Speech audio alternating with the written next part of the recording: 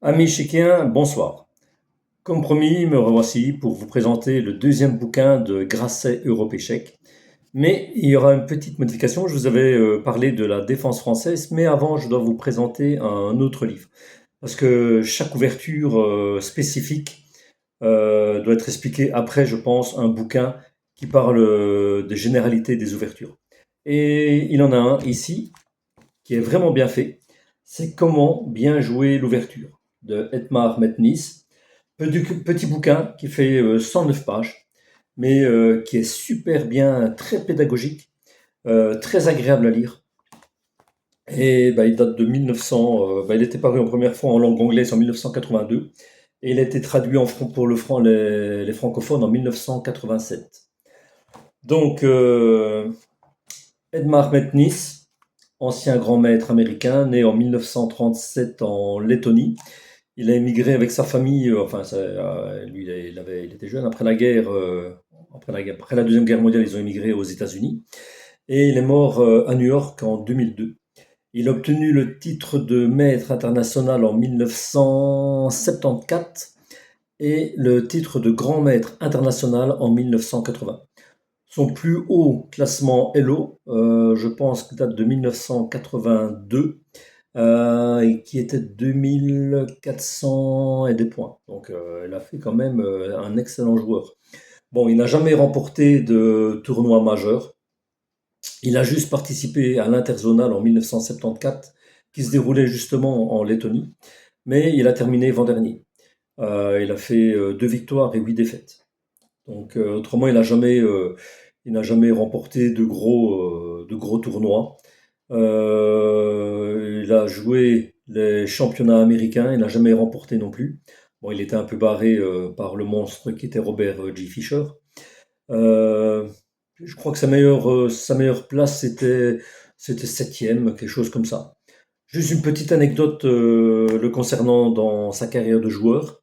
En 1962, justement à ce championnat américain, il a battu à la première ronde avec les Noirs, il a battu Fischer.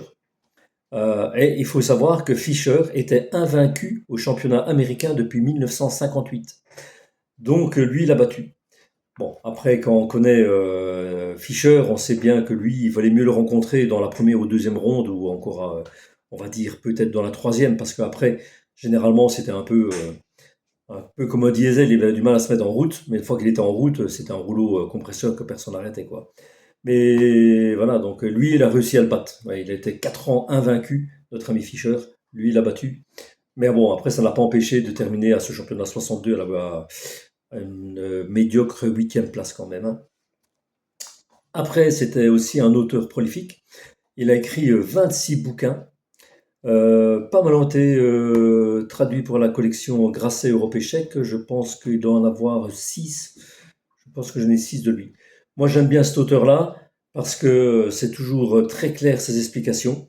Parce qu'il y a certains auteurs, franchement, c'est très compliqué à les suivre. Ils mettent bourre de variantes et tout. Mais lui, c'est toujours bien expliqué, bien clair. C'est vraiment des livres très agréables à lire. Moi, ce livre-là, je l'ai lu en 3 jours. Bon, après, on peut dire 109 pages en 3 jours, mais bon, après, les échecs, faut faire les parties. Il y a pas mal de parties aussi qu'il faut refaire quand même, hein. Donc, notre ami Edmar Metnis, qui était aussi professeur d'échecs, a fait ce super bouquin. Parce que là, dans sa présentation, que vous voyez là, il explique, reprenant les techniques qu'il emploie dans sa classe comme dans les leçons particulières, Edmar Metnis nous offre ici un comment bien jouer l'ouverture de première qualité. D'abord parce que l'ouverture est une phase décisive du jeu. Ah oui, parce qu'après, si on fait n'importe quoi dans les premiers coups, on peut déjà perdre après à peine 10 coups, hein. Ici, et donc il est non content de nous présenter les bonnes ouvertures, il nous montre pourquoi elles sont efficaces. Bon, il nous montre par exemple dans le premier chapitre, c'est les enseignements généraux du jeu, enfin de l'ouverture, donc le principe de base, l'occupation du centre ou le contrôle du centre, le développement des pièces mineures et la protection du roi. Dans le chapitre 2, il nous montre le premier coup des blancs. Euh, Premier coup des blancs. donc qui nous montre des très bons aux médiocres et puis pas bons du tout. Le troisième chapitre, c'est sur la réponse noire à ce premier coup. Donc chaque coup blanc, toutes les coupes noires possibles, qui sont aussi du bon au moins bon jusqu'au médiocre.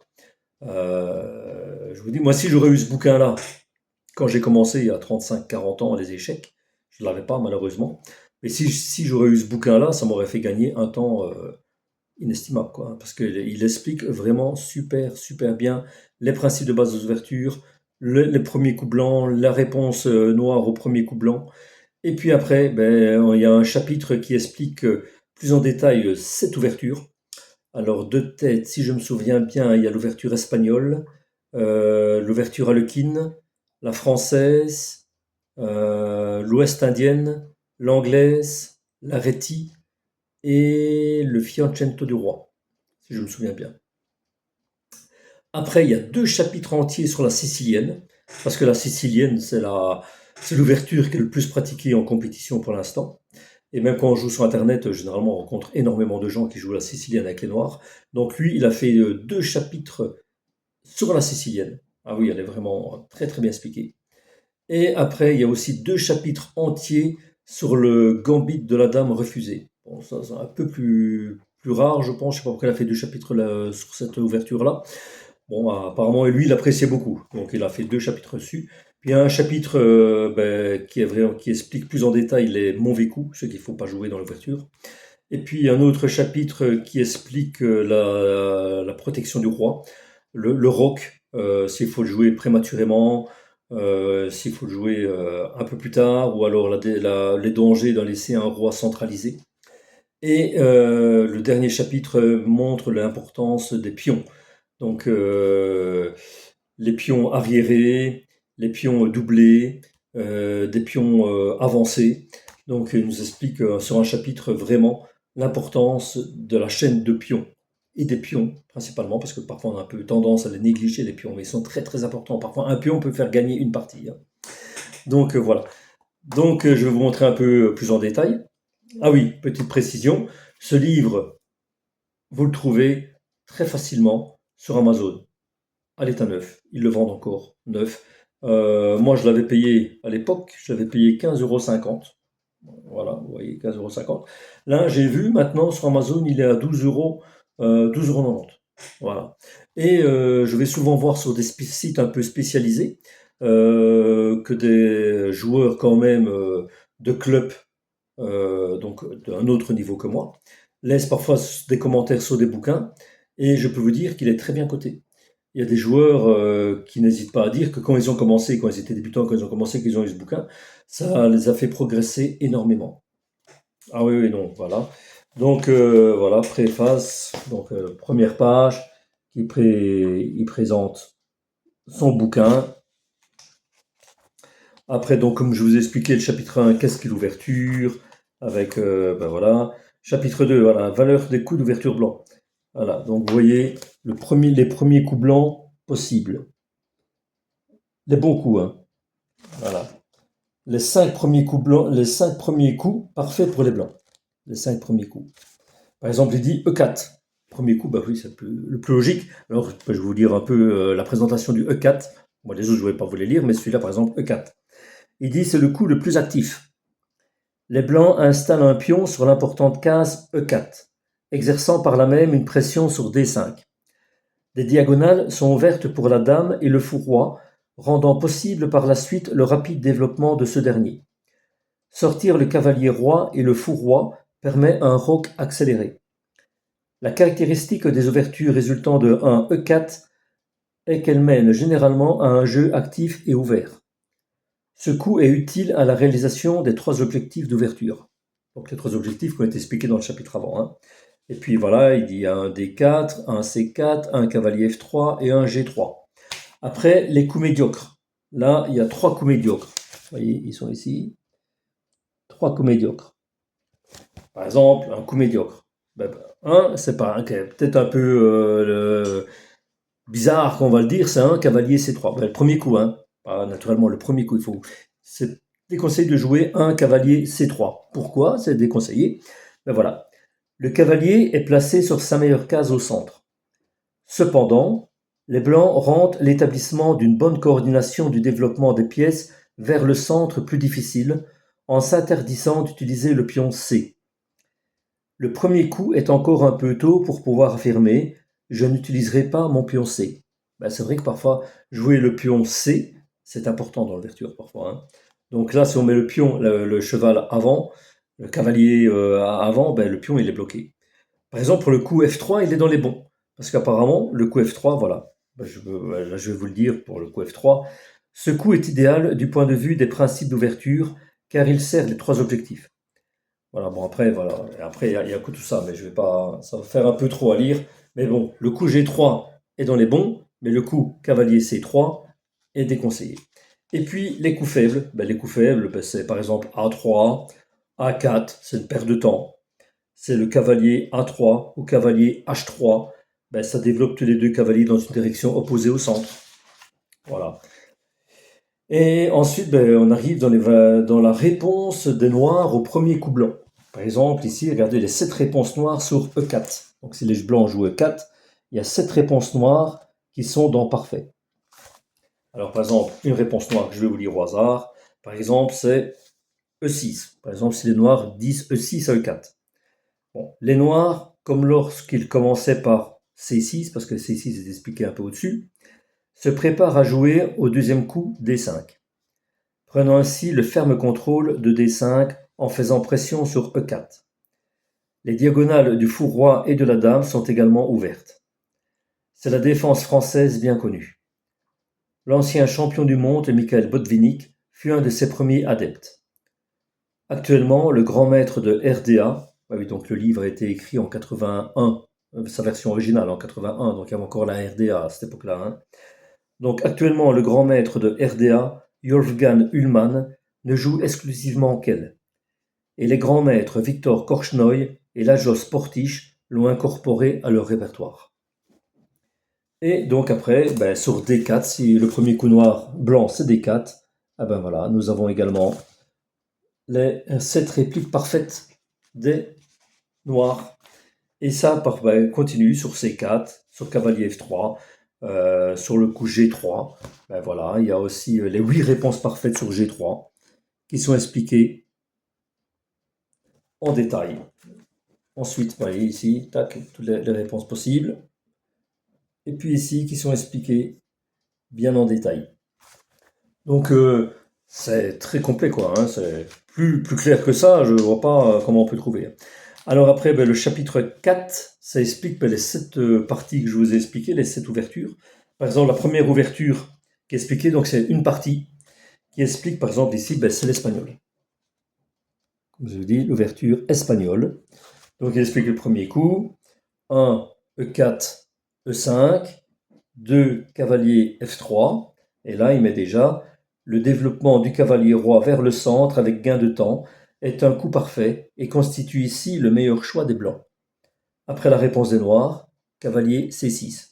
Et là, il dit le pion roi nécessite protection et la fournir en développant le cavalier dame sur sa meilleure case centrale constitue la réponse noire la plus populaire. Les noirs ayant sélectionné leur pion roi comme principal bastion au centre, l'utilisation à des fins centrales de leur pion C n'est ni requise ni aisément possible. Il n'y a donc pas, dans ce cas, aucun désavantage à bloquer le pion C par le cavalier dame. Et puis tous les autres coups qui sont expliqués dans l'ouverture espagnole. Donc ça nous donne déjà quand même une bonne indication. Bon, c'est pas expliqué en détail, mais ça nous donne une bonne explication. Là ici, ben, la défense avec in, pareil. Et après, ben, défense française, pareil aussi. Chaque coup est quasiment analysé. Et ça, après, voilà, début anglais, comme je vous ai dit, hein, Fiocento roi, et puis l'Areti. Et puis après, on arrive à la défense sicilienne qui fait 2 chapitres entiers. Défense sicilienne, l'introduction de base, et puis tous les principes fondamentaux de la sicilienne. 1, 2, 3, 4, s'explique tous ces principes fondamentaux. Après, une partie avec tous les coups qui sont expliqués bien en détail. Ça, il y a un chapitre entier ici. Donc, par exemple, principes fondamentaux. Le coup noir C5 diffère tellement du coup blanc E4 qu'il en résulte invariablement des positions très déséquilibrées. Dans les échecs de compétition, cela augmente grandement les chances de gain pratique des Noirs. Donc, ça explique, hein, là, il y a quand même, par exemple, 5 points fondamentaux dans la défense sicilienne qui sont expliqués. Donc, avec les parties qui sont bien expliquées. Après, on arrive, défense sicilienne, cours avancé. Là où il explique avec une de ses variantes principales, c'est la défense du dragon dans la défense sicilienne. Et ensuite, ben, 2 chapitres sur le gambit de la dame refusée. Même principe, bien expliquer les principes fondamentaux de cette ouverture, avec une partie bien expliquée aussi, et un cours avancé dans le gambit de la dame refusée. Voilà. Puis ben, les petits chapitres que je vous ai dit, hein, avec les pions, les mauvais coups, et puis la défense du roi. Donc, ce livre, je vous dis pour vraiment les débutants et les joueurs qui ont un peu du mal dans les ouvertures, eh ben, il va leur donner vraiment des grandes indications et il va beaucoup les aider.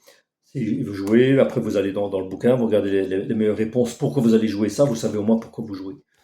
Donc, moi je le cote un bon 9 sur 10. Il le mérite amplement. Mais voilà, j'espère que vous avez aimé cette petite vidéo. La petite vidéo, bon, elle fait quand même un peu 17-18 minutes.